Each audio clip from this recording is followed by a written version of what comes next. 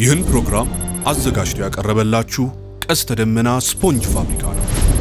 ከልጅነቴ ጀምሮ ሰዎች ሲሉኝ ሰምቼ አይምሮዬ ውስጥ ከቀሩት ጥቂት ነገሮችና ቦታዎች አንዱ ይሄ ነው።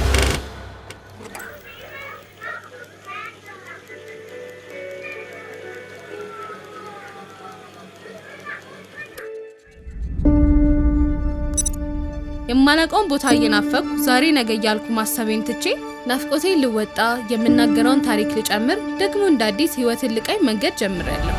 ክብራትና ክብራን ተሳፋሪዎቻችን አሁን በመዳረሻችን ላሊበላ ደርሰናል።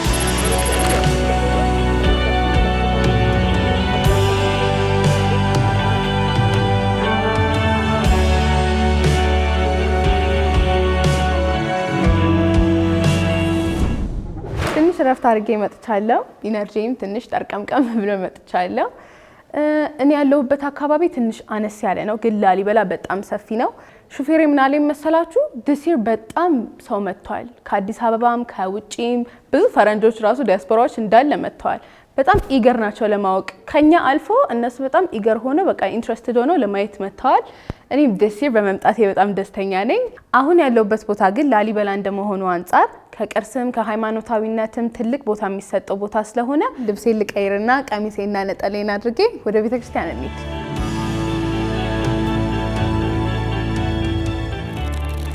In the heart of ancient Ethiopia, where the earth rises to meet the sky, a legend was born. A king, not of conquest, but of vision. A ruler, not remembered for the wars he fought, but for the miracles he left behind. This is the story of Lalibela. They say when he was born, a swarm of bees surrounded his cradle, a sign, the elders believed, that the child would one day rule. He was named Lalibela. The bees recognize his sovereignty. But destiny would not come easily. In a world of power and bloodlines, even a prince is not safe.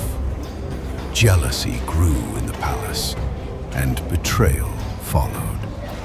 Lalibela was poisoned, cast into darkness, his life hanging by a thread. And in that silence, between life and death, he saw something no king had ever seen.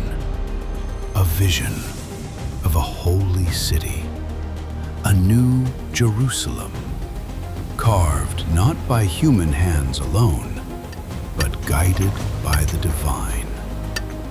When he awoke, Lalibela was no longer just a man. He was chosen. He rose to the throne, not with vengeance, but with purpose. While empires clashed and kings chased glory, Lalibela turned inward toward something eternal. He would build a kingdom not above the earth, but within it.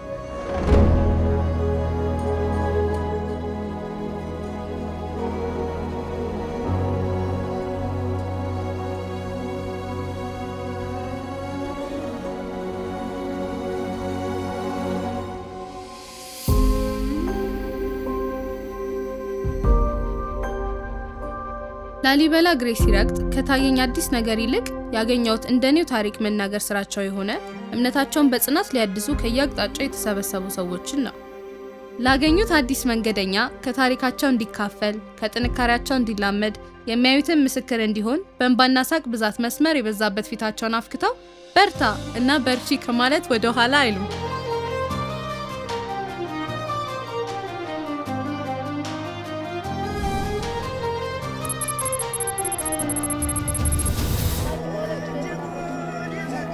ቤተክርስቲያን እየደረስኩኝ ነው።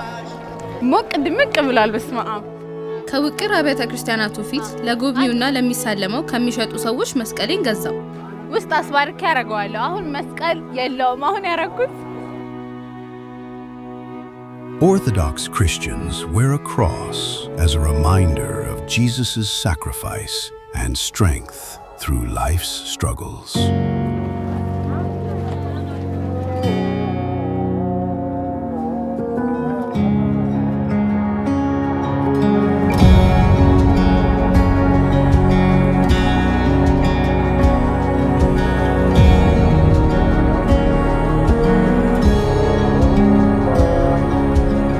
ከእድሜ ብዛት በዝናብና በፀሐይ የመሰነጣጠቅ ባህሪ እንዳይኖረው ተብሎ በ2000 ዓ.ም ታድሷል። ከውቅር አብያተ ክርስቲያናት ውስጥ ወንድ ልጅ በ40 ቀን ሴት ልጅ በ80 ቀን ክርስትና የሚጠመቁበት ጉድጓድ ውስጥ ከገባን በኋላም መቅደሱን፣ ቅድስቱን፣ ቅኔ ማህሌቱን አይተናል።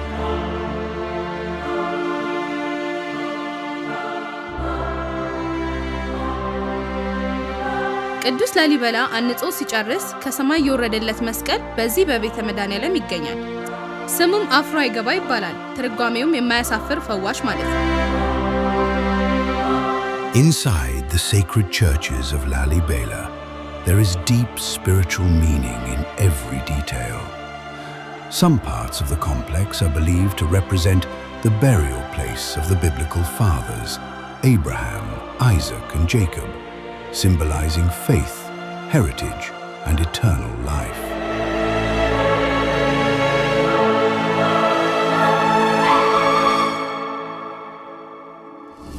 ቀጥዬ ቅዱስ ላሊበላ በመጀመሪያው ወደ አነጻው ቤተ ማርያም ሄድኩኝ። In Bete Mariam, one of the most beautifully decorated churches in Lalibela, you can find 12 strong pillars.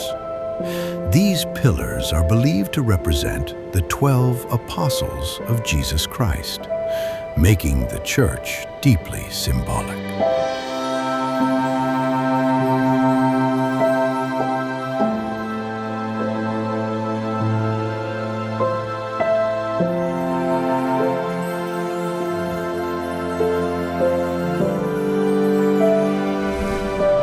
Bete Golgotha Mikael is one of Lalibela's sacred rock-hewn churches. It is named after Golgotha, where Christ was crucified, and the Archangel Michael. Inside, it feels calm and holy, with a symbolic area representing the burial place of the 12 disciples. It is also the burial place of King Lalibela, making it both a royal resting place and a place of worship.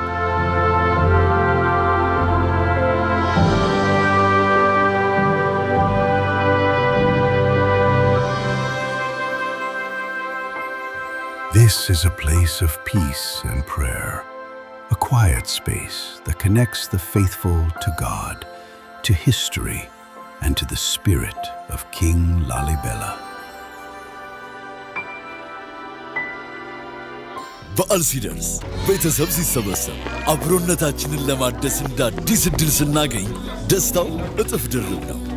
ጫጫታው ፍቅር ነው፣ ሳቃችን መድመቂያችን ነው፣ ጥላችን እንኳን የናፍቆታችን መለኪያ ነው። ቤታችን ሲሞላ፣ ደስታችን ሲደራ፣ እንደ ልጅ እንደ አዲስ መቦረቅ ደግሞ ልምድ ነው። ሶፋ፣ ፍራሽ፣ የመመገቢያ ጠረጴዛ፣ ቢንባግ ሁሉንም ከቀስተ ደመና ይሸምቱ።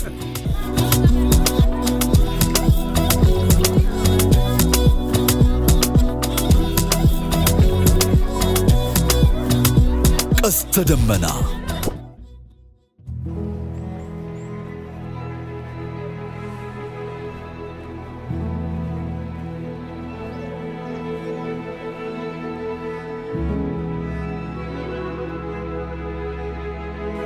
የምታዩቸው ጎጆ ቤቶች ለበዓል እንግዶች ሲመጡ ማረፊያ ክፍሎች ናቸው። እንዴት እንደገረመኝ እኔ ራሱ ፀሐዩ ትንሽ ገርበብ ይበል ብዬ ቁጭ ለማለት ስፈልግ ስጠይቃቸው የእንግዳ ማረፊያ እኮ ነው ውስጥ መግባት ትችያለሽ አሉኝ።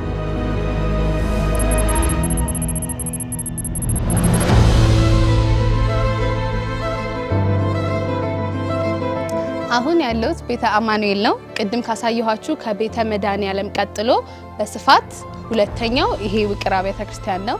ይህ ውቅር አብያተ ክርስቲያን በጸረ አርያም ምሳሌ ተደርጎ የተሰራ ቤተ ክርስቲያን ነው። ይህ ቤተ ክርስቲያን 3 ፎቆችና 9 ክፍሎች አሉ። እንደምታዩት ሶስቱም ፎቆች የተለያዩ የራሳቸው ስትራክቸር እና አሰራር አሏቸው።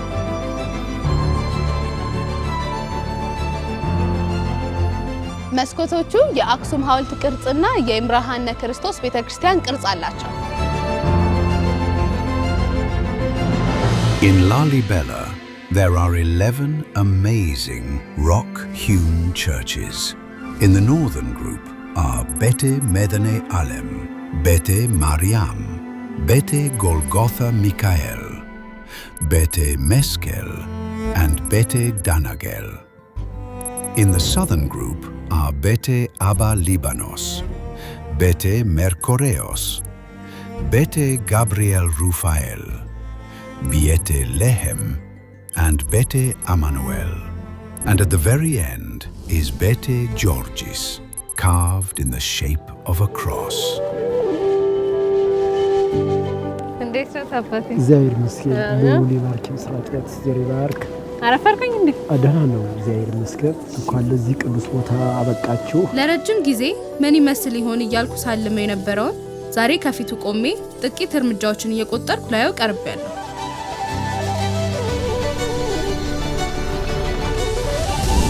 Beit Georgis is Lalibela's most famous church, carved in the shape of a cross from a single rock. It is both an architectural masterpiece and a place of deep faith.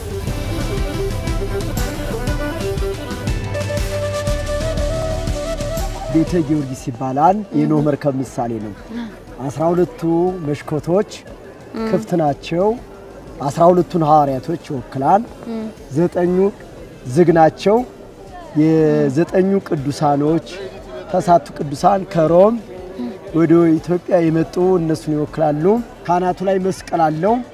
መስቀሉ ውሃ እንዳይቋት የራሱ አሻንዳ ቧንቧ አለው። አሁን ምዕራብ በኩል ነው ያለነው። የምዕራብ አሻንዳ አለ። ምስራቁ የለውም። ደቡብ አቅጣጫ አለው።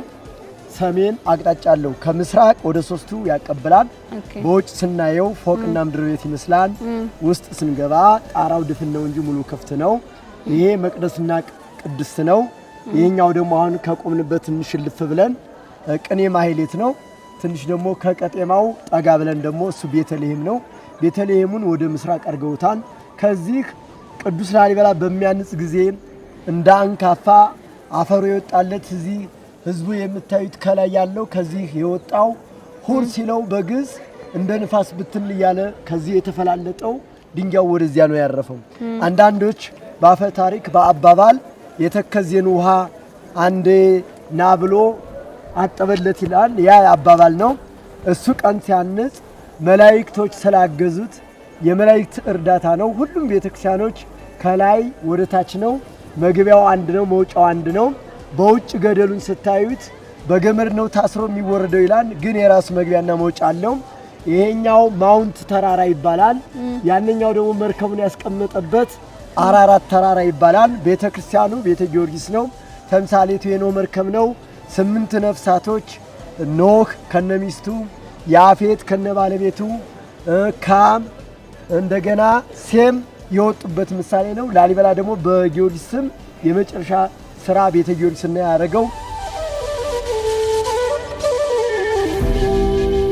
ላሊበላ የሰው ልጆች አቅም ልክ በጊዜ ዑደት ውስጥ እየገዘፈ የሚመጣ የላብና የእምነት አሻራ። ዛሬ ከፊቱ ቆሜያለሁ። አዲስ ማንነቴን ልተዋወቅ ተዘጋጅቻለሁ።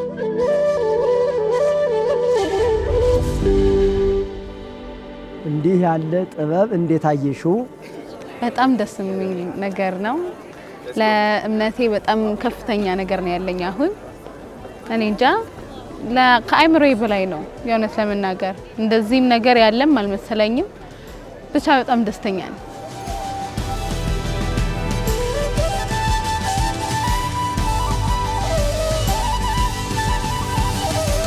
For Ethiopians, faith and culture are more than tradition. They are a way of life. Faith gives strength, hope, and guidance, while culture connects people to their history, ancestors, and community. Together, they shape identity, honor the past, and guide daily life, creating a living bond between generations and the spiritual world.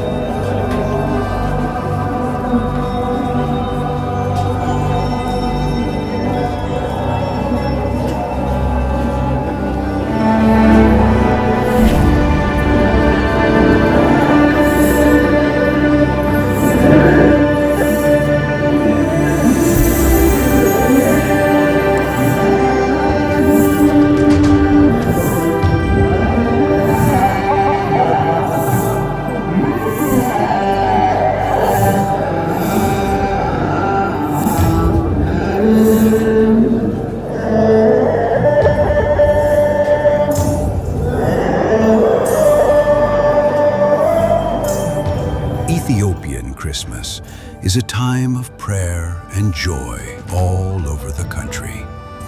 In Lalibela, it is celebrated in a special way. Many believe the city's ancient churches bring blessings and protection during this holy time.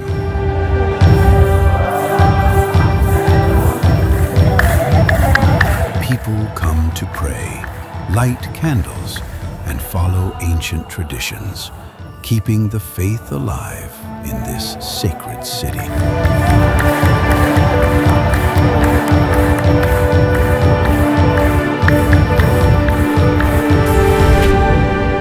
አንድ ብዬ ጀምሬ የናፈኩትን አይቼ በእምነቱ እምነቴን አጠንክሬ በስራው ራሴን አበርትቼ የምናገረውን ታሪክ የምናፍቀውን ትዝታ ይዤ ጉብኝቴን ጨረስኩ።